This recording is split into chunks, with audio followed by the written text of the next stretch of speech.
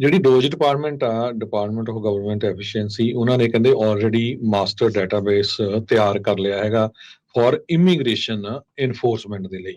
ਸਰੋਤਿਆਂ ਦੇ ਨਾਲ ਆਪਾਂ ਪਿਛਲੇ ਦਿਨਾਂ 'ਚ ਖਬਰਾਂ ਸਾਂਝੀਆਂ ਕੀਤੀਆਂ ਸੀ ਕਿਸ ਤਰ੍ਹਾਂ IRS, ਸੋਸ਼ਲ ਸਿਕਿਉਰਿਟੀ ਆਫਿਸ ਤੇ ਡਿਪਾਰਟਮੈਂਟ ਆਫ ਹੋਮਲੈਂਡ ਸਿਕਿਉਰਿਟੀ, ਇਹਨਾਂ ਸਾਰਿਆਂ ਨੇ ਹੁਣ ਜਿਹੜੀ ਇਨਫੋਰਮੇਸ਼ਨ ਆ ਉਹ ਆਪਸ ਦੇ ਵਿੱਚ ਸ਼ੇਅਰ ਕਰ ਲਈ ਹੈਗੀ ਆ। ਸੋ ਗੋਲ ਕਹਿੰਦੇ ਮੇਨ ਉਹਨਾਂ ਦਾ ਇਹੀ ਆ ਵੀ ਵੱਖ-ਵੱਖ ਏਜੰਸੀਆਂ ਤੋਂ ਡਾਟਾ ਪੁੱਲ ਕਰਕੇ ਜਿੰਨੇ ਵੀ ਵੱਧ ਤੋਂ ਵੱਧ ਲੋਕ ਜਿਨ੍ਹਾਂ ਨੂੰ ਜਿਹੜੇ ਡਿਪੋਰਟੇਬਲ ਹੈਗੇ, ਜਿਨ੍ਹਾਂ ਨੂੰ ਡਿਪੋਰਟ ਕੀਤਾ ਜਾ ਸਕਦਾ ਹੈ, ਉਹਨਾਂ ਨੂੰ ਡਿਪੋਰਟ ਕੀਤਾ ਜਾਵੇ।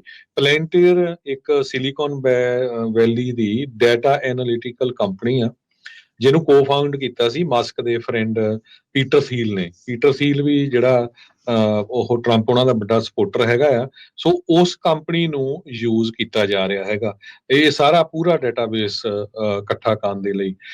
ਉਸ ਤੋਂ ਬਾਅਦ ਫਿਰ ਆਈਸ ਵਾਲੇ ਤੇ DHS ਵਾਲੇ ਆ ਲੋਕਾਂ ਨੂੰ ਡਿਪੋਰਟ ਕਰਨ ਦੇ ਲਈ ਵਰਤੂਗੇ। ਕਹਿੰਦੇ ਵੀ ਇਹ ਇੱਕ ਤਰ੍ਹਾਂ ਦੇ ਨਾਲ ਡਿਪੋਰਟੇਸ਼ਨ ਮਸ਼ੀਨ ਡਿਜ਼ਾਈਨ ਕੀਤੀ ਜਾ ਰਹੀ ਆ।